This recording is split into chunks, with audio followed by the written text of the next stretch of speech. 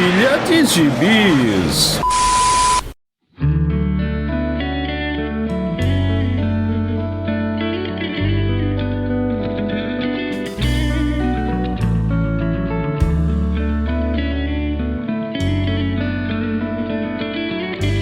E aí, jagunçada, bem-vindos a mais uma edição do Pilha de Bis, o seu podcast semanal do site Arte Final. Acesse lá www.artefinalhq.com.br para todas as edições do Pilha de Bis, dos Sete Jagunços, do Omniverso, do A Pilha do Aranha e do Avante Vingadores. Nós estamos também em todas as redes sociais, é só procurar por @artefinalhq no Twitter, no Instagram e no YouTube. E nós estamos também no Deezer, no Spotify, no iTunes, no Google Podcasts, no seu agregador de podcasts favorito e agora também no Orelo. Caso você ainda não tenha um agregador de podcast favorito, eu te aconselho a experimentar o Orelo, que ele acaba também ajudando e nos remunerando por cada audição que você faz por lá. Então, considere nos ajudar assim. Aliás, caso queira nos ajudar, além de comprar seus gibizinhos pelos nossos links da Amazon, você também pode nos mandar um Pix de qualquer valor para o e-mail artefinalhq@gmail.com. Eu sou o Marcos e comigo hoje estão Maurício Dantas. É Giffen ou Giffen? É uma pergunta importante que iremos responder em instantes. E também Joel Moraes. É Kate ou Keith? Olha aí. Ou Keith, né? Que é Keith. É isso, queridos amigos. Você já viu aí na nossa vitrina, nossa vitrina espetacular, produzida por ele mesmo, Maurício Dantas, que nós vamos falar de mais um mestre dos quadrinhos que deixou este plano de existência há pouco tempo, ali no início do mês de outubro, né? Salvo engano, foi dia 8, dia 8 ou foi dia 9 que ele faleceu, mas a notícia foi divulgada alguns dias depois, né? Ele teve um ataque, né? Um stroke é o que? É um derrame, Maurício? É um derrame, né? Isso, foi vítima de um derrame. O quadrinista multitalentoso, né? Que ele era escritor, desenhista, o Keith Giffen, ou Kate Giffen, ou Kate Giffen, né? Acho que é Kate Giffen, que ele é conhecido por, entre outras coisas, mas talvez o mais famoso deles, ele era um dos roteiristas da Liga da Justiça Cômica, a popular Liguinha, junto com nosso amigo pessoal, principalmente de Maurício Dantas, né, o JM Demates. E ele, até na morte dele, ele fez graça, né? Porque ele deixou um post pronto para a família dele publicar, no dia que foi divulgada, né, a morte dele, que ele em uma tradução livre, ele fala, né, eu falei que eu estava doente, e qualquer desculpa para não ir na New York Comic Con, né, que foi às vésperas do início da New York Comic Con. E lá, Kate Giffen, 1952-2023. Então, nós vamos fazer mais um dos nossos programas para tentar prestar uma singela homenagem a esses mestres dos quadrinhos que estão nos deixando. E vamos falar um pouquinho de alguns dos gibis que o Giffen produziu ao longo da sua carreira. Mas antes disso, quem foi Kate Giffen, Maurício Dantas? Mas o cara fez tanta coisa que é difícil falar de tudo, né? Dá uma panorama geral aqui, a gente comenta alguns trabalhos mais adiante dele, mas o GIF é eu fiz a brincadeira por causa do GIF, né? O criador do GIF disse que é GIF, aí eu vi se é GIF, é Giffen ou é Giffen. Mas sim, essa foi digna do Kate Giffen, Sim, hein? sim, sim. Ou não, espero que tenha sido. O Giffen apareceu no mundo dos quadrinhos, apesar de ele ter estourado com a DC, né? A gente fala muito de Liguinha, Lobo, Legião e tudo mais, mas o Giffen começou mesmo na Marvel, numa história em preto e branco, escrita pelo Bill Mantlo, que o nosso amigo Joel curte também, e o Giffen foi um dos criadores do Rocket Raccoon, né? Tá aí fazendo sucesso nos Guardiões da Galáxia e tudo mais. E como falei, ele estourou mesmo com a Legião dos Super-Heróis, trabalhou na Liga da Justiça, a nossa famosa liguinha, e fez mais uma porrada de coisa aí. Inclusive, muita gente teve acesso agora, né? Eu, pelo menos, primeira vez, acesso em formato americano, completo e tudo mais. De muita coisa dele aí com essa coleção da Liga da Justiça Internacional que a Panini lançou recentemente. Eu não terminei a coleção, mas por outros motivos. Gosto muito do material mesmo. E ele teve Liga Internacional, Liga Europa, Liga América. E notável também por outros trabalhos, como Legião dos Super-Heróis, como falei, Lobo, o Besouro Bisonho, um top 3 dos personagens favoritos do Joel, Besouro Azul, a Patrulha de Destino. Mais recentemente, né? Aí a gente pode falar, ele escreveu Aniquilação. E escreveu também o estranho, porém divertidíssimo, Scooby Apocalipse. E, pô, falar do cara assim, não dá pra resumir mais não, mas é só pra dizer, o cara foi da DC, Marvel, Image, First Comics, Wildstorm, ele fez coisa também, a Epic Comics, que também foi da Marvel, da Valiant, da Dark Horse, enfim, o cara escreveu pra quase todo mundo aí. Eu acho que ele só não pegou mais essas editoras mais novinhas, assim, né? Boom, IDW, Dynamite. Mas o cara já tinha 70 anos, bicho, fez coisa pra caramba. E ele tanto escreveu quanto desenhou, né? Fez uma mudança gigante aí de estilo de desenho ali na época da Legião. O Joel pode falar melhor que eu sobre isso, mas gerou controvérsia e tudo mais. O cara é loucaço, né? A gente vê aí, ele tava sempre nas fotos com aquela cara fechada, carrancuda e tudo mais, mas todo mundo que o conheceu falava que ele é um cara muito divertido, com humor próprio, né? Bem estranho, mas que um excelente senso de humor ainda assim. E infelizmente. Você falando do senso de humor, como era o nome do podcast que ele produzia, Maurício? Pois é, eu cheguei a ouvir, né? 2 episódios, não é a mesa cast, não é a podcast mesmo, raiz, como o nosso. E o nome do podcast é Eu Ainda Não Estou Morto, I'm Not Dead Yet. E tá no Spotify, nos agregadores todos aí. Dá pra ouvir. Ele entrou no Twitter, na verdade, pra divulgar até. Tem poucos tweets lá. Ele tá mais divulgando, falando do podcast. Não tem muita coisa assim, não respondia muita galera. Mas, pô, é foda, né, bicho? Quando eu lançar aí a notícia de que ele tinha morrido, eu lembrei logo dessa piada, né? Dele lá. E o tweet em si, tweet não, né? Foi um post do Facebook, foi replicado no Twitter também, né? Que é tristemente sensacional, ou sensacionalmente triste, não sei. Termina com aquele buahahaha, né?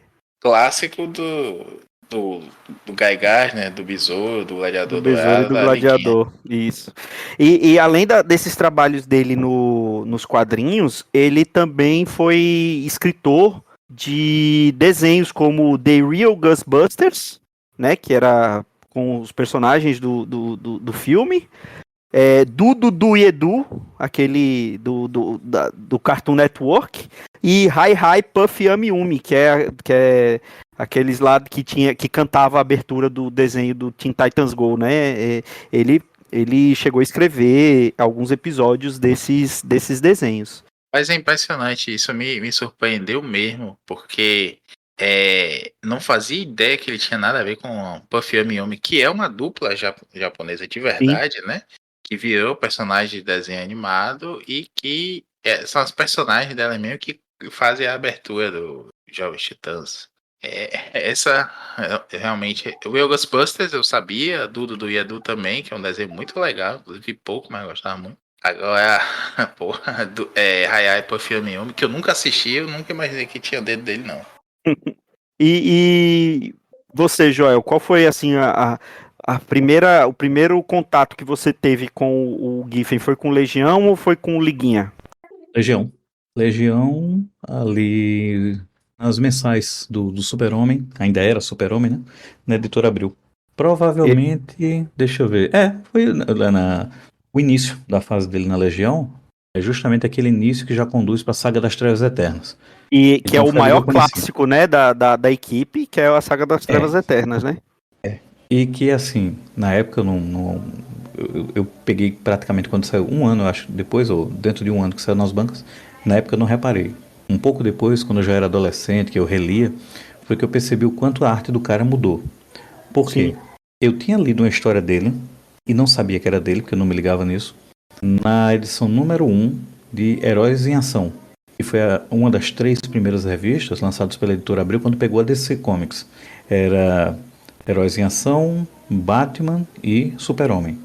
Em Heróis em Ação, que é mais conhecida porque foi a estreia dos Novos Titãs, né, aqui no Brasil, arte do Pérez, mas tinha uma história pequena, meio escondida lá, do Senhor Destino, que tinha sido de uma minissérie dos anos 70, desenhada pelo Kate Giffen.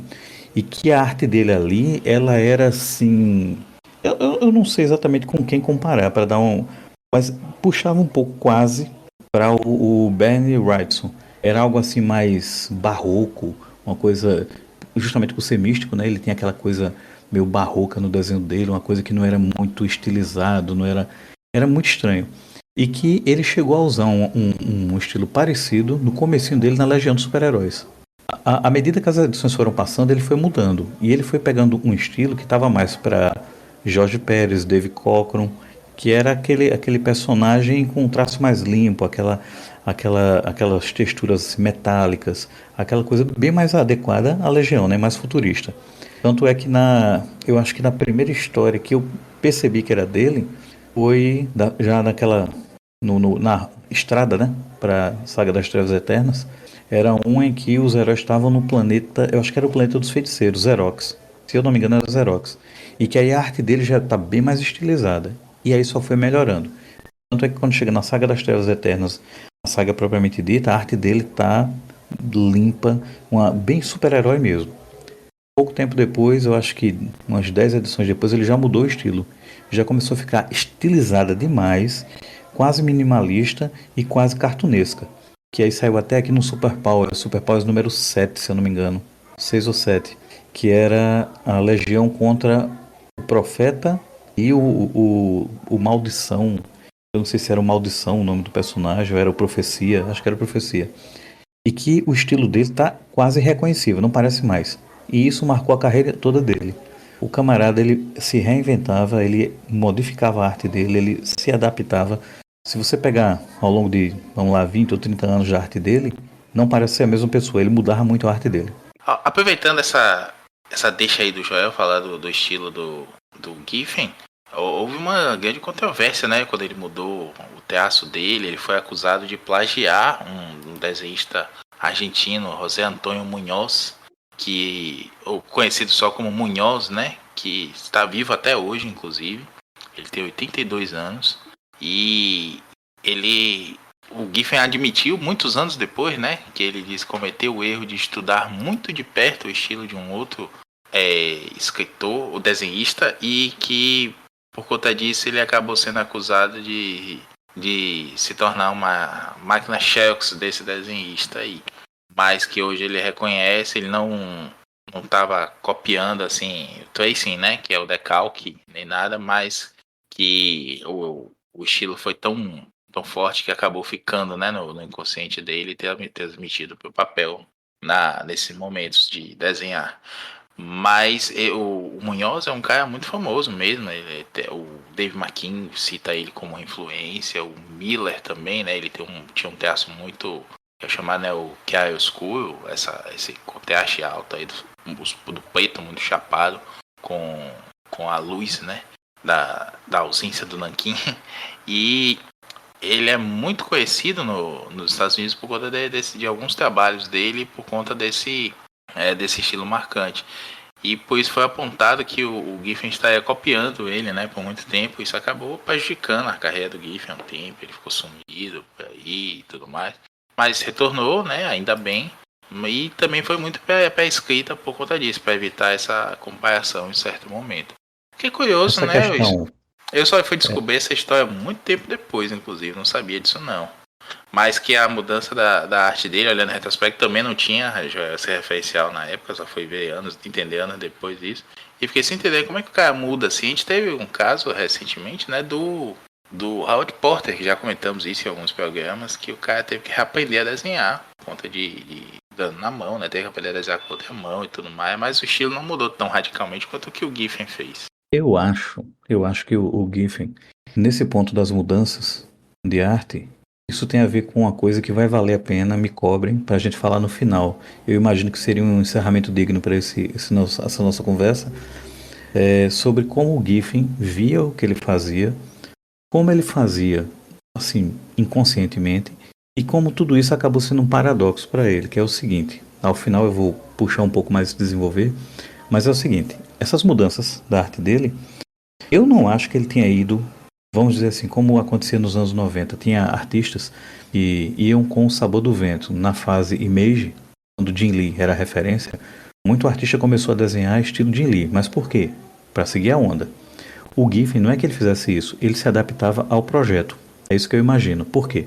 Como eu vejo. Você tem uma minissérie dele dos anos 80 chamada Video Jack, que você tem ali toda aquela coisa que você tinha nos anos 80 de ficção científica, do Blade Runner, daquele filme com o Schwarzenegger, aquele que é Total Recall, acho que o nome é esse. Eu não lembro como é que foi traduzido no Brasil, acho que é Vingador do Futuro, né? Vingador do Futuro, isso mesmo. Certo, Vingador do Futuro. Você tem aquela coisa de futurismo com aquela coisa de videoclipe. Tanto é que o nome do personagem é até Video Jack, em que a estética da história, ela tem cortes bruscos, ela tem toda aquela coisa envolvendo um personagem pulando entre telas e entre programas de TV. A arte dele se adequou àquilo ali.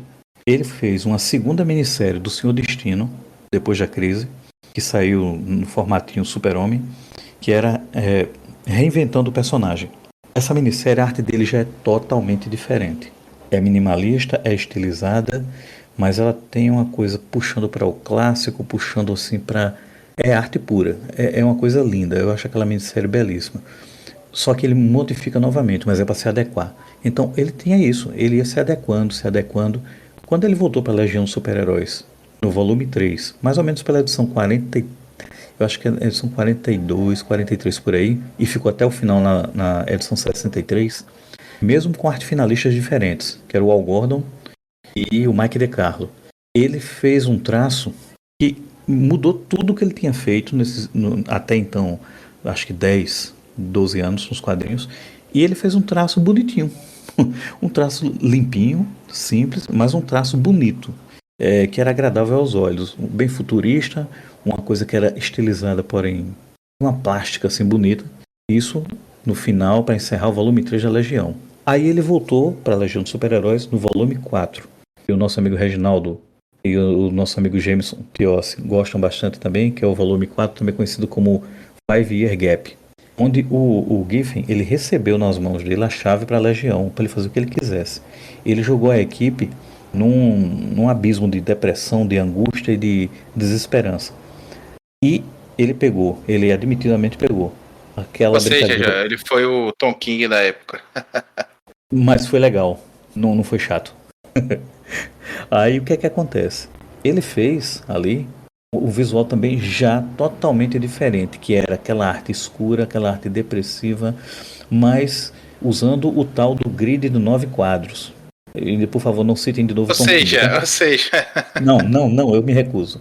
Só que ele fez a coisa de uma maneira que era o seguinte: era justamente para que os personagens parecessem confinados, oprimidos, era um negócio claustrofóbico, aqueles pequenos quadrozinhos. E algumas vezes, ele, junto com o Al Gordon, ele fazia no grid de 9 quadros, ele pegava 3 quadros, fazia um painel só, dividido em 3 quadros, onde havia uma narrativa ali. Você ia do quadrinho da esquerda para o do meio para a direita, contando 3 partes, mas como se fosse uma maneira totalmente gradual, orgânica. Cara, a arte dele era uma coisa genial. E aí leva para outro ponto. A gente cita sempre, né? A Liga da Justiça, a Legião, cita muita coisa dele. Eu vou falar mais à frente de um trabalho dele marcante na Marvel. Mas teve um trabalho dele na DC, já no ano de 2005, 2006, que é um atestado do quanto esse cara era bom na arte. E era bom sendo profissional, não sendo um artista virtuose, não sendo um cara empolado. Ele fez todo o breakdown, né, que seria, no caso, a estrutura e o rascunho da série 52. Sim. Foram 52 edições, onde ele pegava os roteiros. Semanais. Cara, ele pegava os roteiros de Grant Morrison, Mark Waid, Geoff Johns e Greg Rucka e transformava isso em um rascunho, dando aos os desenhistas, que eram inúmeros desenhistas, o que eles tinham que desenhar. A composição do quadro, a diagramação, o painel. Ele contava a história do roteiro de uma forma visual, com aqueles rascunhos, por assim dizer. Rascunho, mas não no sentido pejorativo. O artista só chegava lá e tinha algum artista que extrapolava. Mas, por exemplo, eu acredito que é o Joe Bennett. É o Joe Bennett, né? O brasileiro. Eu acho que sim. Ele desenhou algumas edições. Eu acredito que foi o Joe Bennett. Ele desenhou algumas edições e você consegue ver direitinho. Ele seguiu direitinho o que tinha sido a composição que tinha sido feita pelo Giffen, porque tem alguns quadros que são bem característicos dele, que são até repetitivos, mas que são totalmente adequados para a história. Então, o cara, ele tinha um domínio da arte, mas ele não tinha ilusões de ser um mestre, um astro. Não, ele não se via nem como tanto um artista, ele se via como um trabalhador, um operário. Isso eu vou retomar lá no final. Pronto, então para a gente poder falar até um pouco mais das coisas que ele fez, vamos falar, cada um escolheu um gibi de 3 épocas até bem distintas do trabalho dele. Obviamente, nós não vamos falar da Liguinha agora, porque eu acho que isso é um trabalho tão bacana que merece um podcast só sobre Liga da Justiça, depois Liga da Justiça Internacional, e depois voltar a ser Liga Europa e Liga América, e depois voltar a Liga Europa, voltar a ser Liga Internacional, e aí vai toda aquela fase que a Panini publicou. Eu acho que isso a gente merece falar depois, assim, com mais calma e falar bem desse gibi. Então, eu vou começar a falar, porque acho que até vai ficar legal falar em ordem cronológica dos gibis que cada um escolheu, e eu vou falar de um gibi que eu sempre tive vontade de ler. Eu nunca tinha lido ele assim completo. Obviamente eu não li ele completo para poder falar agora, porque não ia ter tempo hábil, mas eu li as 12 primeiras edições, que é uma coisa que o Giffen fez muito, que inclusive tem a ver com um trabalho que o Joel vai falar depois, que é essa parte cósmica. Mas agora eu vou falar da parte cósmica da DC, que é o gibi Legião, mas não é a Legião dos Super-Heróis, é Legião, aquela dos pontinhos, né, que aqui lá nos Estados Unidos começou a ser publicado em 89, mas aqui foi em 91 na saudosa DC 2000, a revista uma década à frente do seu tempo. Acho que era esse o slogan que a Abril escolheu para a revista, que ela tinha a premissa de ser talvez uma coisa pós-crise da Legião dos Super-Heróis. Eram todos meio que ancestrais do que viria a ser a Legião dos Super-Heróis, que é formada ali pelo Vril Dox, né, que era um descendente do Brainiac, né, também era ali de Colu. Era com o Lobo, fez parte desse grupo, né? E era uma polícia cósmica que foi instaurada ali. Essa revista surgiu logo depois de Invasão, ela é uma consequência de Invasão. Eu até estava perguntando pro Joel, quando eu estava lendo o gibi, eu estava perguntando pro Joel para pegar mais detalhes, porque as revistas da DC na época eram todas muito interligadas, né? Então, essa mensal ela já começa mais ou menos na metade da história, porque como ele vem de Legião de Invasão, muita coisa do que aconteceu tinha acontecido em Invasão. Então, se você não leu tudo ali de Invasão, talvez você seja pego meio desprevenido do que está acontecendo. E aí, em Invasão, a Tropa dos Lanternas Verdes já não existe mais, né? Deixou de existir. E aí se carece de uma força policial para patrulhar o espaço, né? Para dar segurança. Só que começa com a história do Vril Dox, que ele manipula o pessoal que estava ali com ele, que estavam presos com ele pela frota invasora, e ele manipula eles para irem até Colu para poder livrar o planeta dos computadores tiranos, né? De Colu. E aí essas 12 primeiras edições, eles mostram todo o o talento do Vril Dox para manipulação, para ser um calhorda, né? Um cara que ele os fins para ele justificam, ou melhor, os fins justificam os meios, né? Ele a intenção dele é boa, que é tentar livrar o planeta dele da tirania. Só que você percebe que não é só isso que ele está fazendo. Ele tem essa ideia de ter essa polícia cósmica, mas na verdade ele está atrás de mais e mais poder para ele, né? E aí esse começo da história tem o roteiro do Giffen junto com o Alan Grant, que é outro também que escreveu o Lobo durante muito tempo, com desenhos do Barry Kitson. Ali comecinho de carreira, né? O Barry Kitson ali. E essa revista durou até dali do final de Invasão até Zero Hora, que aí em Zero Hora ele se tornou Rebels, né? Os Rebeldes, que isso não foi publicado aqui. Legião eu não tenho certeza se foi publicado todo aqui. Eu acho que não. Porque Não foi. Porque ela foi publicada só em DC 2000, né, Joel? E DC 2000 ela acabou bem antes de Zero Hora. Ela teve 75 edições lá nos Estados Unidos. Aqui no Brasil, eu acho que aqui foram publicadas 40 e poucas edições. Pois é, e eu li essas 12 primeiras edições e assim, você percebe que o ritmo é completamente diferente do que o que a gente está acostumado hoje em dia. Eu peguei as 12 edições porque é aquela coisa, você imagina 12 edições, você vai ver 2 arcos. Só que naquela época eles não tinham aquela preocupação de dividir a história em arcos de 5, 6 edições para poder virar encadernado, né? Tanto é que eu acho que isso aqui, eu acho que nunca foi republicado nem nos Estados Unidos encadernado. Não tenho certeza, tô falando aqui de orelhada. Não foi.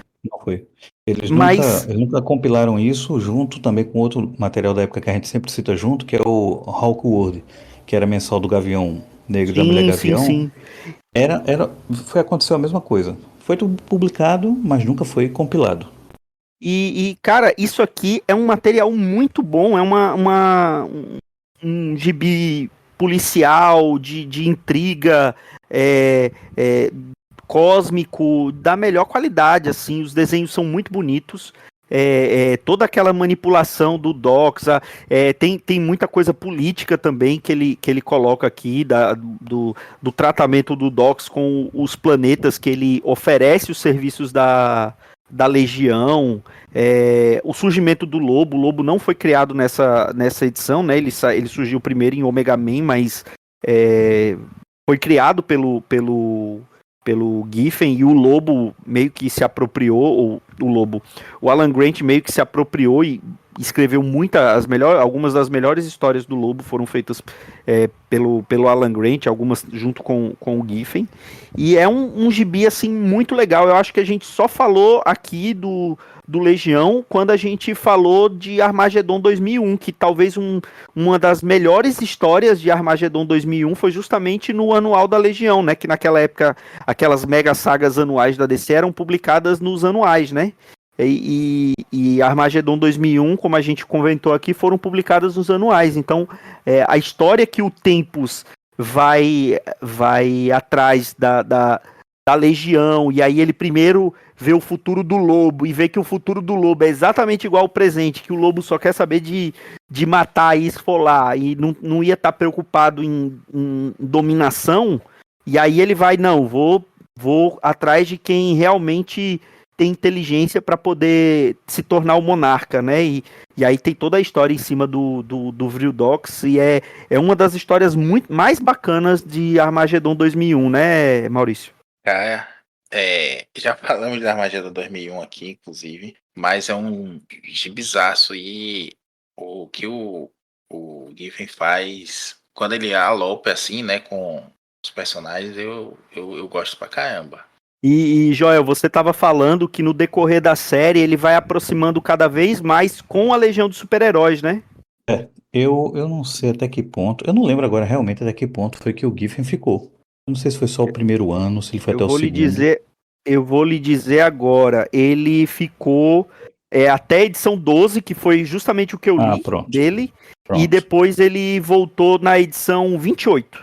Porque nessa época, na fase inicial, tem uma coisa engraçada, porque eles tentavam desvencilhar um pouco da Legião para ser da Legião do século 30, para ser uma revista autocontida, mas ao mesmo tempo eles tinham aquele compromisso de fazer um retcon, onde ali estaria a origem da Legião, de certa forma, os antepassados da Legião. E aí eles começam até a brincar com coisas, como por exemplo, mais à frente vai ter um pirata, que é até cruel, cara. Essa parte é cruel. Eu não lembro se foi do Giffen ou se foi do Alan Grant. É um pirata que é da raça do Transmutador no futuro, que é do planeta Tron. O planeta Tron no futuro, ele é saqueado e tem a população totalmente exterminada por piratas. E só sobra o Jan Ahar, que se torna o Elemental LED, ou Transmutador no Brasil. Nessa versão aí da Legião do século XX, um, um personagem de Tron, um nativo de Tron, é um pirata que sai por aí saqueando. Ou seja, eles fizeram até uma coisa bem... É como se você pegasse, sei lá, vítimas de tragédias ou genocídios do mundo real e pegasse um antepassado dele que fazia isso, que praticava isso. É até bem estranho isso.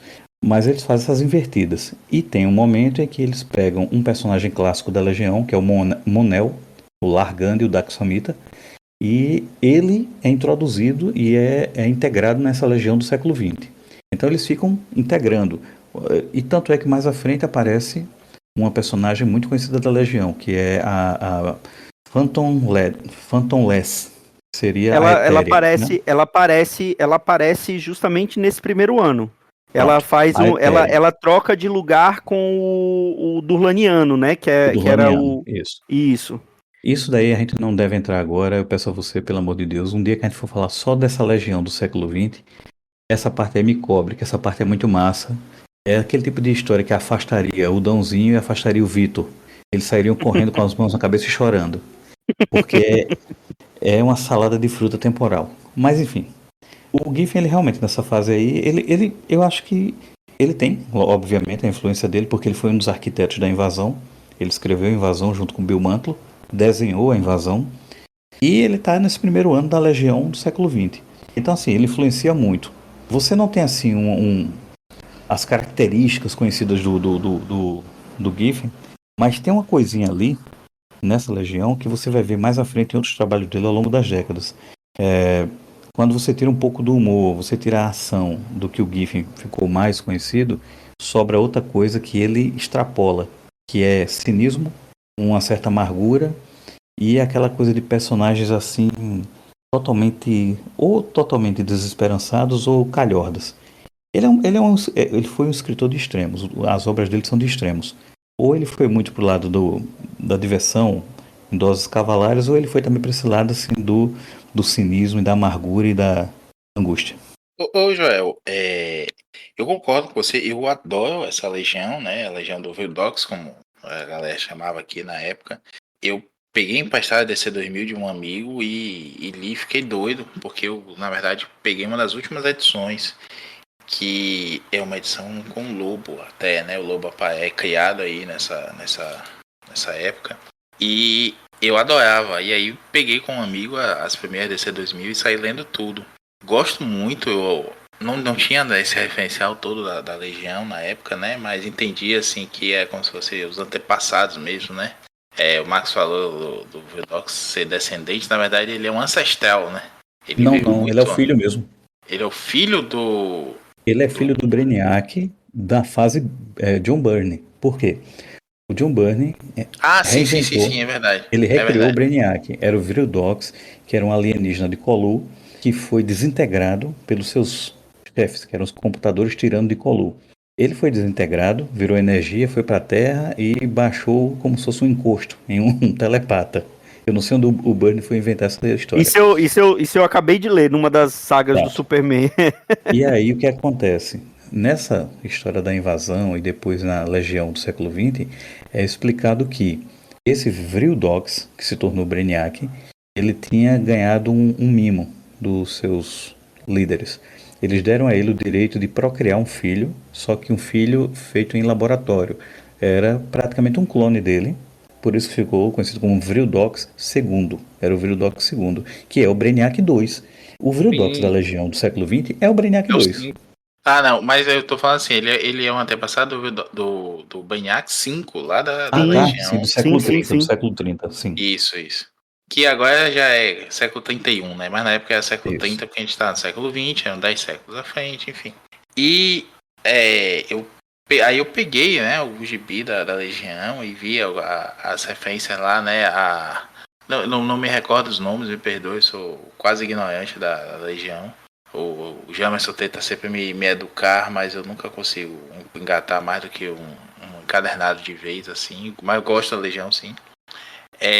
Aquela Shadowless, né? Como é o nome dela aqui em português? Não lembro, é Penumbra. Noturno. Penumbra. A gente tem uma ancestral dela também, né? Que é a Laísa, não, Lídia. Laísa Melo. Líria Não, é a Melo, né? Lídia. É a Lídia, e aí depois da Lídia vem a Larissa. Larissa, que é a filha da Lídia, que ela aparece lá e ela se torna uma arma na mão dos computadores tirando de colo.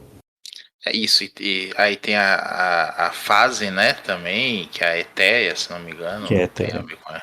Enfim, são uma série de referências bacanas, assim, e tem umas subversões muito bacanas de outras coisas que, foi verdade ser dita, eu tive que pegar isso em Wikipédia, em Comicvine e tudo mais. Mas eu adorava esse gibi, principalmente por isso que você falou, esse cinismo, assim, eu acho que o Redox é o Giffen no gibi, sabe? Pelos outros trabalhos dele, por essa coisa mesmo da calhordice, do humor, pelo que todo mundo fala, que ele era tinha esse humor bem ácido, bem característico dele. Eu sinto que o Docs é o Giffen na página ali. Uma coisa que ele também fez um pouco com o Maxwell Lord na liguinha, mas isso também vamos falar em outro momento. Maurício, eu estava até falando com o Marquito, em off, anteontem, uma coisa que se você for olhar, dadas as proporções, não é a mesma coisa. Mas você poderia dizer que essa legião do século XX está para a legião do século 30 como a X-Force X-Tactics estava para os X-Men nos anos 2000.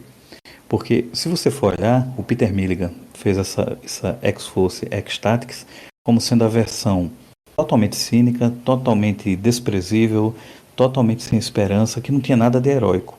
É basicamente o que foi feito pelo Alan Grant, pelo Kate Giffen com essa legião do século XX, agora em doses menores, né? Eles não tiveram a mesma liberdade. Pois é, mas assim, ele talvez um dos primeiros personagens que a gente hoje podia dizer personagens trans foi nessa legião, que era o A Strata, que no começo era tratado como um personagem masculino.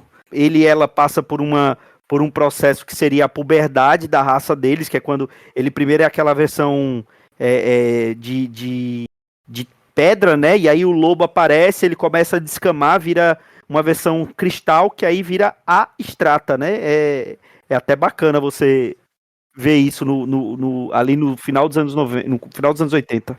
Ela seria uma antepassada, de alguma forma, do bloco. O bloco da Legião do século 30, que era um integrante que é todo de pedra. Pedra, assim, cinzenta, rochosa, escura. Ela seria da mesma raça, que é do planeta Dryad. E isso da aparência cristalina já foi uma inovação. Isso foi inventado realmente na Legião do século XX. E que acabou até repercutindo no futuro, quando isso acabou influenciando na Legião do século 30, em que, na morte do bloco, já no volume 4 da Legião do século 30, ele tem meio que um encontro metafísico com o espírito da Strata. E ele meio que se torna meio que cristalino também, assim, rapidamente, durante esse devaneio mental dele antes de morrer. Há um vínculo entre os dois. Bacana. E você, Joel, qual foi o gibi que você escolheu para falar do Kate Giffen? A minha escolha de roteiros de histórias do Giffen já foi por volta do 2003, 2004, e não ficou em uma história só ou uma série só. Na verdade é um ciclo de histórias, que ele começou de uma maneira praticamente que passou em branco, mas que evoluiu de uma maneira que está repercutindo até hoje em outras mídias. Virou algo transmídia. Em 2003 foi lançada uma nova mensal do Thanos, que era o próprio nome do primeiro arco era Redenção, escrita pelo Jim Starlin, com a arte do próprio e com a arte final do Al Milgrom. Só durou 6 edições essa fase do Starlin, mas a mensal teria que ter 12 edições, que era o que estava previsto. e chamaram o Kit Giffen para concluir a série. E ele fez 6 edições, ou seja, ele veio somente para servir de step, para cumprir tabela, para escrever 6 edições e entregar a mensal que ia acabar. Só que isso, é por isso que esse cara ele tinha assim um poder criativo gigantesco, justamente pelo fato de ele ser um cara, em última análise, um cara totalmente humilde. Ele aceitou o trabalho, contou 6 histórias do Thanos, e com isso ele plantou uma semente que virou uma fase que durou até o ano 2010, 2011 na Marvel e foi para os cinemas. Nas 6 edições que ele fez, o nome do arco é Samaritano. Você tem o Thanos fazendo uma peregrinação. Ele subverteu totalmente o que era feito com o personagem.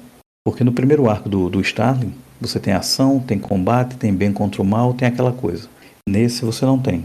Você tem o Thanos fazendo uma peregrinação, tentando entender os erros que ele cometeu na vida, e ele vai para um local que foi criado pelo Giffen. É um fenômeno energético no extremo do universo, onde a energia que vem de lá, ninguém sabe de onde vem, mas essa energia ela é captada e é utilizada. Ela mantém uma estação do tamanho de vários planetas ou planetoides interligadas, tudo mecânico. Dentro você tem algumas áreas planetárias que servem de presídio e ao mesmo tempo servem como local de peregrinação. Thanos vai até lá, quando chega lá, ele encontra realidades diferentes, encontra situações diferentes, encontra seres do começo do universo e encontra um personagem que ele fez questão de colocar lá, o Kit Giffen, pela estranheza do personagem e pelo fato dele nunca ter sido usado no universo Marvel 616, o universo Marvel regular. Peter Quill, o Senhor das Estrelas. Ele apresenta o Peter Quill como sendo um personagem que cometeu erros, tentou fazer o bem e acabou piorando as coisas.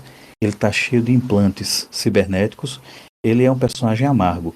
Essa história, em 6 partes, ela não tem nada de engraçado. Ela tem, se muito, um humor negro, um humor cruel, um humor ácido. E você, ao final, você fica com o arco completo, tudo certinho, e acho que não vai dar em nada. Poucos meses depois, tudo isso acabou gerando um encontro fantástico. O editor da Marvel, Andy Schmidt, ele tinha uma vontade de fazer histórias com a Marvel Cósmica, que estava totalmente esquecida no começo dos anos 2000. E ele queria escrever alguma coisa, queria uma saga espacial. E ele ia chamar o Joe Michael Straczynski, o JMS, para escrever essa saga. Só que ele já estava comprometido com outra coisa da Marvel Cósmica, aquela minissérie Surfista Prateado Requiem. Para fazer isso, ele disse, olha, eu não vou poder fazer isso, então quem a gente chama? Bom, o Giffen acabou de fazer uma minissérie do Thanos. Vamos colocar ele para fazer? Antes disso, e aí por conta justamente do Surfista Prateado estar comprometido com o trabalho do Straczynski, o Giffen propôs uma minissérie do Drax o Destruidor, que era um personagem dos anos 70 também do Starling, que estava meio perdidão. Ele fez a minissérie em 4 partes, a minissérie... Eu sinceramente eu não gosto dela, eu acho ela muito fria. Mas ela tem ação, ela tem uma parte cósmica e ela reinventa o Drax. Ele deixa de ser o grandalhão ultra poderoso e ele vira a versão Marvel daquele personagem que acho que vocês devem conhecer, o Riddick, que acho que é do Vin Diesel, né? Que teve 2 ou 3 filmes. Isso, tem isso. O primeiro filme né? aqui tem um nome diferente, mas ficou conhecido como trilogia Vedic mesmo. E é uma mistura que é o também seguinte, uma mistura também com o Kratos, né, de God of War. Isso. Aí o que é que acontece? O Drax nessa nova versão, ele é inteligente, ele é astuto, ele é um caçador e ele tem os poderes totalmente reduzidos, se torna muito mais assim inteligente. Ele se torna mais inteligente, porque ele estava numa fase meio tapadão. E ele passa a usar 2 facas, que aí é uma coisa que ficaria ridículo em outros personagens, mas ficou massa no Drax. A partir daí, meses depois, veio a grande reviravolta. O editor Andy Smith, depois desse trabalho do Thanos, depois desse trabalho com o Drax, finalmente chegou no consenso do que seria a saga que ele queria, a Aniquilação. A Aniquilação foi um evento, mas que se tornou uma fase, basicamente. Só foi terminar lá para 2011, 2010, 2011. A primeira Aniquilação foi escrita pelo Kate Giffen, o prólogo, e foi escrita a minissérie em 6 partes. E ele ainda escreveu uma das minisséries auxiliares, que foi a do Surfista Prateado. Cara, ele não era o mesmo Giffen que você tinha visto na Legião, que você tinha visto na Liga da Justiça, ou mesmo na Legião do século XX. Ele colocou tudo que ele pôde, ele realmente assim, ele fez um trabalho magistral como um bom operário. Ele fez uma história onde ele não tinha, você não vê o ego, você não vê nem mesmo assim os vícios bons do Giffen. Ele simplesmente contou uma história excelente, com personagens praticamente assim, de oitavo ou nono escalão da Marvel, exceto, vamos lá, o Galactus, né? Ele utiliza o Galactus. Só que, cara, ele faz uma saga que ela é de proporções bíblicas. Eu costumo dizer isso quando eu recomendei a primeira vez pro nosso amigo Dãozinho, para ele ler a Aniquilação. Eu disse pra ele, cara, o prólogo, que é uma edição fininha, 30 edições, eu acho, 30 páginas, é uma coisa bíblica. Você tem a Onda de Aniquilação, que são insetos gigantescos, que também é uma referência a outro filme, Tropas Estelares, porque pra mim é inegável isso. É uma referência a Tropas Estelares, o ataque dos insetos espaciais. Essa onda da aniquilação invade o espaço, sai destruindo planetas, e aí você tem a Tropa Nova, que é o equivalente da Tropa dos Lanterna Verdes na Marvel. Eles estão reunidos no planeta sede deles, que é um complexo planetário, não é um planeta por si só, são estações interligadas. A onda da aniquilação está com a previsão de chegar lá em 2, 3 dias, chega naquele momento que eles estão reunidos. Mata todo mundo da Tropa Nova, devasta o planeta Xandar ou Exandar, e sobra apenas um da Tropa Nova, que é o Richard Ryder, o Nova dos anos 70, né? Pronto, a partir daí você vai ter as minisséries auxiliares, que é do Ronan, Super Skrull, você tem também do próprio Nova, e tem a minissérie do Surfista Prateado, que é com o Giffen, aproveitando conceitos que ele usou na mensal do Thanos. Ele desenvolve mais isso, tem os personagens que acompanham o Thanos, ele fala de personagens dos primórdios da Marvel que ele criou, cósmicos, e daí você vai para a minissérie propriamente dita. Cara, nessa mensal, nessa mini em 6 partes, é uma guerra totalmente assim inédita na Marvel, porque eu não tem nada daquele jeito na Marvel até então. Eu não consigo encontrar algo que seja semelhante na Marvel. Pelo o teor de seriedade, de crueza da coisa, de ação, de drama, é fenomenal. Daí o sucesso foi tão grande que rendeu Aniquilação A Conquista, que seria Aniquilação 2, onde o Senhor das Estrelas volta. Ele já estava na Aniquilação primeira, né? Ele volta na segunda com um destaque maior. E a partir desse destaque, ele ganha uma minissérie própria dentro da Aniquilação A Conquista. Esse evento, ele já não foi tão bem sucedido quanto a primeira Aniquilação, mas é muito bom. E essa minissérie do Senhor das Estrelas é escrita pelo Giffen, com arte do... Eu esqueço o nome desse artista, mas o primeiro nome eu esqueço, mas o sobrenome é Green Terceiro. A arte dele é bem estilizada, lembra um pouco até o Derek Alcoin.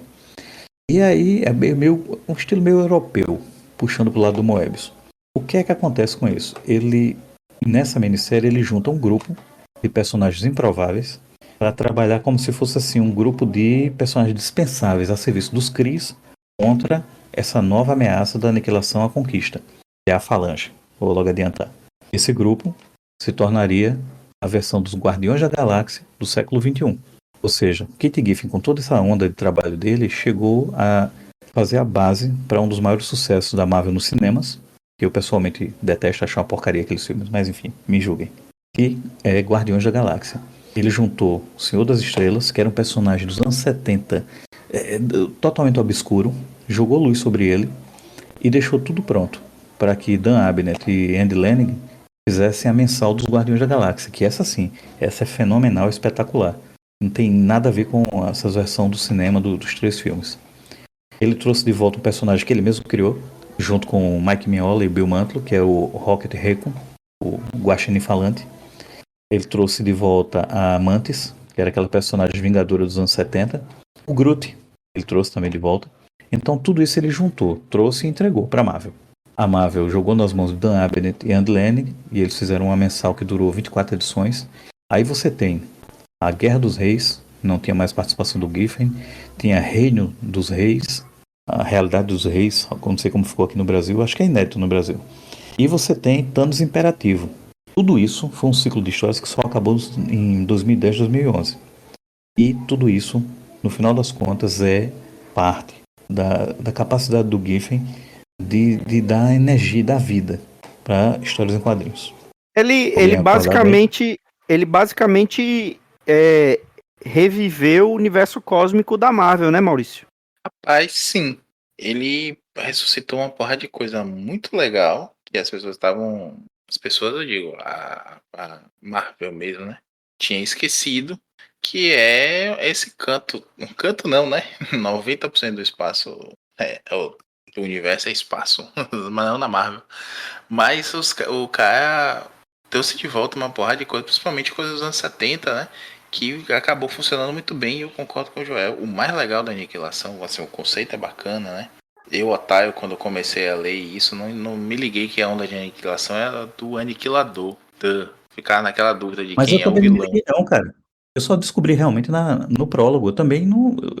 Pegou todo mundo de surpresa. Foi fantástico isso. É porque a gente ligava mais o aniquilador ao microverso, né? No microverso não, a zona A Zona negativa. Negativa, Quarteto Fantástico, né? Exatamente, então por conta disso a gente não pensava, né, que ia ser o aniquilador mesmo. Mas porra, e o mais legal de tudo é que assim, tudo o que acontece, a Terra tá alheia, né? Tá acontecendo a guerra civil na Terra. E E, ninguém se sinceramente, a importa com aniquilação isso. é melhor do que a guerra civil, viu? Aqui pra nós. Ah, eu também acho, eu também acho. Guerra Civil tem toda a coisa de ter os heróis todos, de ter essa visibilidade toda, mas legal mesmo, é a aniquilação. Eu lembro de um momento em que eu acho que é o Nova e o Senhor das Estrelas estão assim nas trincheiras, tipo, tamo fudido mesmo, aquela conversa mesmo de despedida, sabe? De não saber o que vai fazer, alguns momentos também de trégua entre as batalhas. Aquilo é muito um diário de guerra mesmo, sabe, bicho? De desespero de mover todo mundo de fazer algumas táticas desesperadas para tentar salvar o universo, né? Da onda de aniquilação. Porra, eu acho aquilo genial. E os momentos que você para e pensa assim: a Terra não sabe nem o que está acontecendo, bicho. Ninguém se importa, sabe? Eu não lembro se tem uma menção ao Quarteto Fantástico, se alguém fala em chamar o Quarteto Fantástico, não Não, consegue. o que acontece, Maurício, nisso aí é o seguinte, após tudo que aconteceu da aniquilação, já na mensal do Nova, na edição número 1, o Nova vai até a Terra para contar o que aconteceu. Aí é quando ele finalmente fala com o quarteto, fala com o Reed, só que aí ele também fica meio frustrado por como é que o Reed, o Tony Stark e o Hank Pym estão agindo contra os outros super-heróis e ele vai embora da Terra novamente. É só quando ele sabe disso. Ah, então é isso. Eu lembro que tinha uma coisa com o quarteto.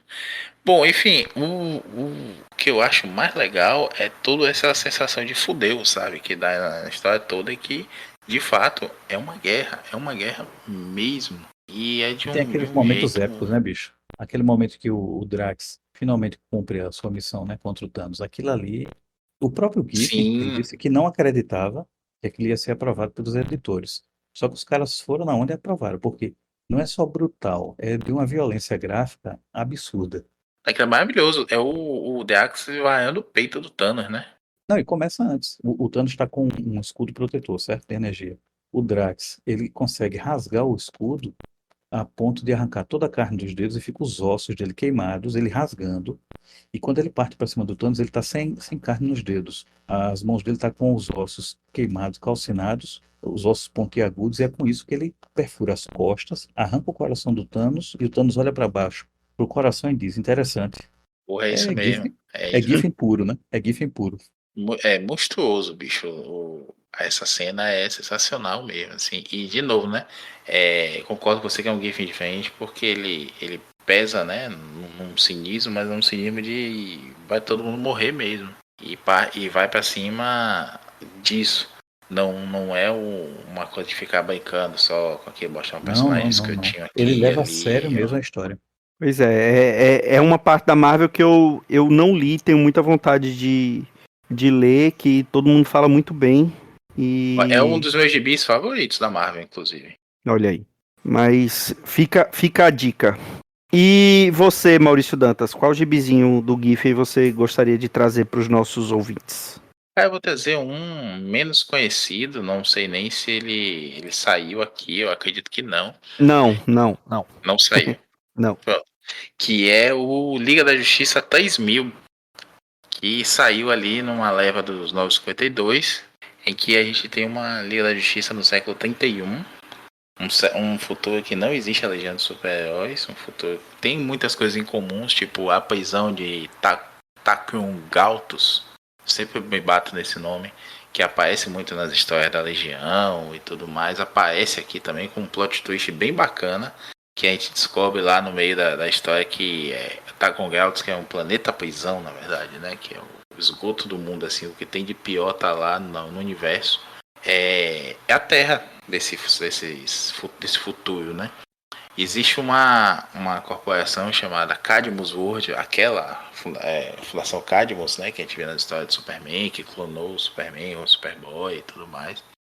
Ela é uma mega corporação cósmica agora, espacial, e ela está recriando heróis para combater uma ameaça que é chamada dos Cinco. Também é uma referência que criou os Cinco Fatais, né? Do Fatal Five, da Legião dos Super-Heróis. Só que faz uma coisa meio... Lembra do Homem-Aranha 2099, que tinha aquela coisa de pegar um pouquinho do DNA do Aranha e inserir numa outra pessoa e tudo mais. Então a ideia é fazer isso com clones. E a gente vai descobrir lá na frente que é um pouco diferente aí essa ideia de clonagem e tudo mais. Usa seu DNA de uma forma que ele sobrescreve o hospedeiro, né? Pessoas normais que acabam se tornando esses heróis. Só que há falhas nos poderes e há falhas na memória, né? Porque o DNA não tem a memória da pessoa. O Giffen vai para um lado mais científico mesmo aí, né? Tipo, clonar a Gwen Stacy e ela acordar com todas as memórias da Gwen e tudo mais. Com implantes de memória. E esses heróis são bem disfuncionais, né? A gente tem um Superman e um Batman que se odeiam. Um Batman que é ainda mais escroto do que o Batman do Grant Morrison e detestável. Um Superman que também é nojentinho e não tem alguns poderes. Eles todos assim têm uma coisa de dizer que eles lembram de quem é e tudo mais, mas não tem essa vivência mesmo, não tem o instinto heróico. A gente começa com um Lanterna Verde que tem ele não tem um anel, mas ele consegue acessar a partir do corpo dele mesmo a energia da bateria de Oa.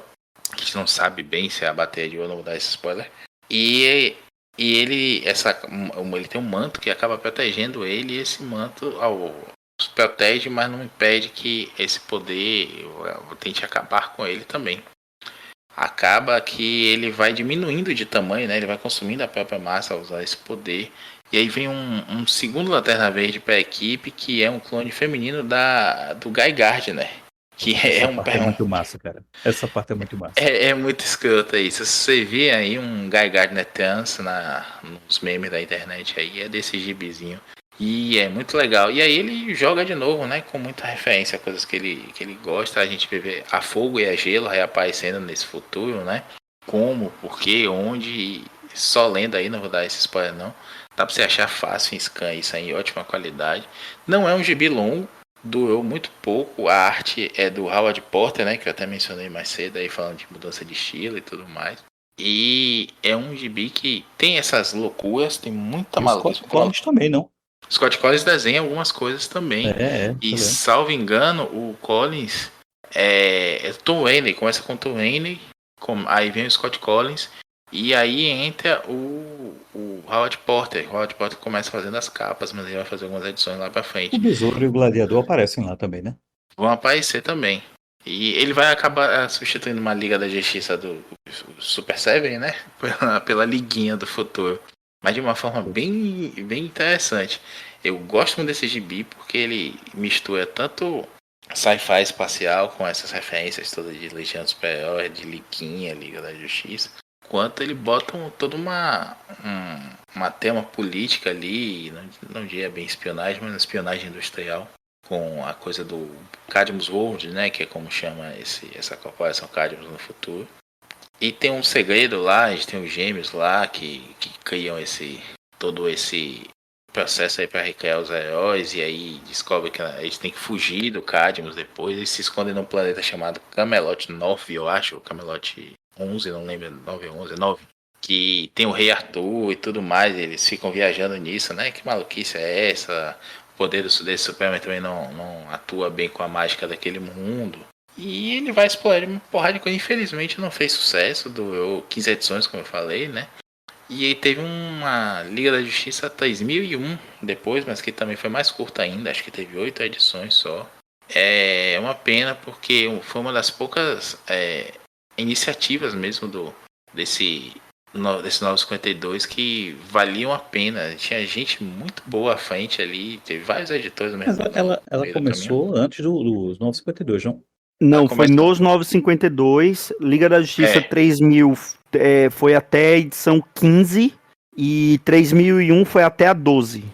Mas ela 12, começou nos Mas 952, é isso? Eu pensei que tinha começado não, antes. não começou com os 952, não foi um dos 52 títulos iniciais, né? Ele veio numa segunda ou terceira leva, né? Já veio depois. Eu pensei que ela era de 2010, eu pensei que ela antecedia. Não, não, não. Tinha a É impressão. dos 952. É, só me, São, só me corrigindo aqui, o Howard Potter faz as capas e os desenhos internos. Depois que mexe ali, tem o Collins também e tudo sim, mais. já é o Howard Potter desde o começo, né? Depois Isso é mesmo. que entra. E é É, junto com o Demates, né? É o Giffen com o Demates novamente. e isso, o Demates entra também. Acho que o Demates ajuda muito ali em alguns diálogos, em algum aprofundamento psicológico dos personagens, que ele gosta muito disso, né? E E eles tinham feito um trabalho recente, né? Vocês lembram? Os backups dos Homens Metálicos, que era Giffen, Dematis sim, é e Kelly verdade. Maguire, né? E o É, eles, Maguire. fizer, eles fizeram também aquela minissérie dos Defensores, né? Na Da Marvel, que era verdade, pra poder emular, também era um A negócio Liga. engraçadinho pra poder tentar emular a liguinha, né? na verdade, o desenhista de Liga 3000 seria o Maguire, inclusive. Mas teve alguma controvérsia lá, nunca foi muito bem explicado, não. Mas ele acabou sendo demitido do gibi. O Giffen e o Demater deve ter chiado, mas as contas não param, né? Eles acabaram aceitando continuar lá no projeto, que foi atrasado. E entrou o Howard Porter na história. Mas o Porter já chegou com designs feitos e tudo mais. Adaptou uma coisa aqui, outra ali, mas eu não sei nem se foi o Giffen mesmo que fez esse design ou se foi o Maguire. Eu sei que gosto muito do Maguire, mas eu acho que o visual do Porter, assim, ele tem um traço bacana, mas meio estranho, né? Que acabou dando uma cara ótima, assim, bem única pro gibi, porque também tem esse futuro bem tecnológico, mas muito estranho ao mesmo tempo. Eu gosto como o Porter desconjunta os personagens, assim, na hora de desenhar. Mas tem os enquadramentos legais, tem um detalhamento bacana, Textura, assim, né, sabe? cara? Textura, porque você pode ver, o que ele desenha, você vê coisa que é orgânica, coisa vegetal, coisa que é mineral, coisa metálica, coisa artificial, sintética. Ele bota uma textura, e bota é perfeito isso aí. Agora, a grande falha dele realmente é a anatomia. Isso aí não tem como defender, não. Joel, eu acho que ele podem me crucificar aí, mas eu acho que ele é um Andy Kubert melhorado, no sentido de saber mais composição narrativa mesmo, de Não, história. total, total, isso aí total. O Andy Kubert, pra mim, bom, enfim, a gente vai acabar tangenciando aqui, mas o Andy Kubert, pra mim, cara, ele é bom desenhando coisas como Origem, do Wolverine, em que ele pegava pessoas quase normais em situações normais. Quando ele parte para desenhar super-heróis, eu achei ele uma negação. Mas enfim, Só uma parte aqui, já que a gente falou disso, eu gosto muito dele na história do Batman do Gaiman, né? O que aconteceu com o pronto, Cavaleiro bem das legal, Trevas. bem legal, bem legal. Mas enfim, e pra onde vamos agora? Acho que é isso, né? Posso fazer só Falamos uma de. conclusão? Faça a conclusão. E já falando mais uma vez Isso. para os nossos ouvintes que deixamos propositalmente de fora Liga da Justiça Internacional, Legião dos Super-Heróis, Saga das Trevas Eternas, porque esses dois, principalmente, e a Legião como um todo, merecem podcasts próprios, né? E com mais calma, para a gente falar com mais propriedade desses gibis em si. Aqui a gente, como a gente fez com alguns outros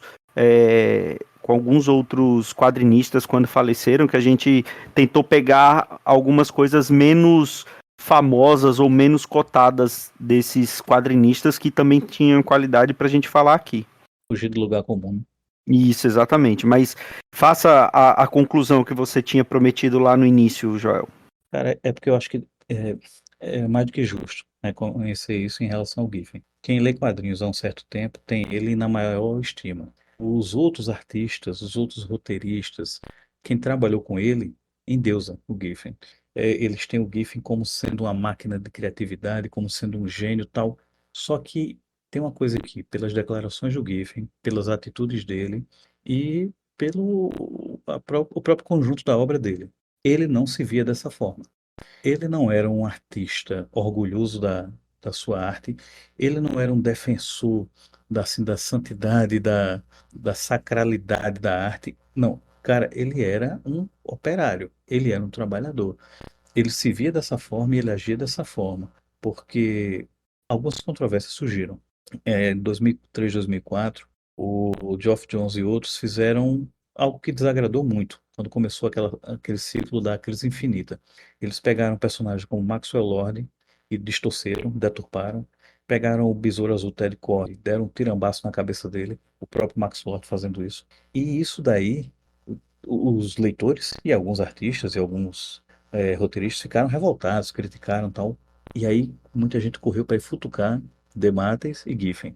A resposta deles foi o seguinte: os personagens não são meus, os personagens são da DC. A gente sabia que estava escrevendo para DC, a gente fez a nossa parte e tchau. As nossas histórias estão lá, que nós fizemos, não vai mudar em nada. Outros artistas ficariam ultrajados, né? E até aquela questão da ética, do respeito pela própria arte e tal. O Giffen queria saber de receber o dele. Só que, ao mesmo tempo, o que parecia ser alguém que não se importava tanto, que não era mercenário, que era um mercenário, não era o caso. Quando ele pegava para escrever, quando ele assumia um projeto, uma mensal, uma minissérie, um evento, o cara, ele se dedicava com o maior respeito do mundo, ele tinha uma dedicação genuína, ele fazia com o coração e com a arte. Então, ele tinha uma postura de, ó, isso não me incomoda, eu só estou aqui ganhando meu dinheiro. Mas, ao mesmo tempo, ele não fazia qualquer coisa. Ele estava trabalhando para ganhar o da feira, mas nem por isso ele fazia algo que ele não acreditava, ele não usava de descaso. Ele fazia com sinceridade e, assim, eu acho que isso também é um atestado do quanto ele era um artista completo. Escrevia, desenhava, ele fazia os rabiscos, os rascunhos, as breakdowns, né, como chama lá no Zella, para que outros artistas fizessem. Ele conseguia conduzir uma história para que outros escrevessem. Ele conseguia manter coesão, ele conseguia. Ele era um artista completo para essa indústria. E ele não se via como tal. Então, acho que é importante, é justo a gente fazer esse reconhecimento. É isso, não poderia falar melhor. O Giffen era realmente um grande operário dessa indústria vital, como gostamos de falar, e a obra dele está aí. Você pode ler e reler ela quantas vezes você quiser, porque é isso que vai mantê-lo vivo para enquanto houver. Eu ia falar enquanto houver papel, mas nem isso é um empecilho mais, né? Porque tá digitalizado, então aí tem aí os scans, tem aí os quadrinhos digitais, então papel pode acabar, mas a obra dele vai continuar, né? Então essa foi a nossa singela homenagem a esse grande operário e grande artista de quadrinhos. Você tem algo a acrescentar, Maurício Dantas? Não, eu fiquei até emocionado aí com o recado final do Joel, que é isso mesmo, o cara é bom, a gente não tá falando bem só porque o cara morreu, não. Infelizmente não é um cara que tá sempre em destaque, somente nos últimos tempos, mas sempre foi um cara que nos rendeu muitos comentários e papos aí para além de liguinha, né? Então, Sim. não digo para você que é uma grande perda, porque o cara não é só uma promessa, o cara cumpriu muita coisa, ele deixou a marca dele, ele se saiu bem, inclusive saiu dando risada, né? Mandou aí o Boahaha no final. Eu fui a galera assim, fala assim, grande perdas, muitas vezes é pro cara que tá no auge de uma carreira e tudo mais. Esse aqui, claro que é sentida a saída dele, mas acho que eu falei alguma coisa até parecida no podcast que a gente falou do Alan Grant. É o cara que deixou sua marca, é o cara que deixou um legado, deixou nos amigos até, se você for ler o texto que o Dematis falou no blog sobre o GIF, porra, é bonito também, sabe? É honesto, é sincero, não é só babação de ovo, e é isso que a gente tentou passar aqui hoje também, né? O quanto a gente admira o artístico, sempre admirou, não precisa de falecimento nem de nada para o cara ficar na memória da gente. A perda quem tem é a família, a perda quem tem são os amigos próximos, mas os gibis não perdem não. Tá aí para sempre um puta material que o cara deixou. É isso. Fica nossa singelíssima homenagem a esse grande artista. E semana que vem estaremos de volta com mais um Pilha de Bis. Um grande abraço e tchau.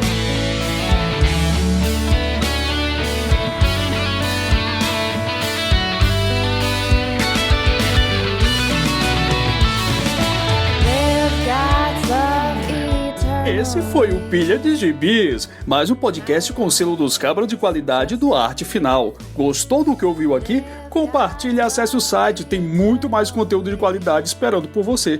Vai comprar seus gibis na Amazon? Compra acessando os nossos links, você vai ajudar a manter esse trabalho. www.artefinalhq.com.br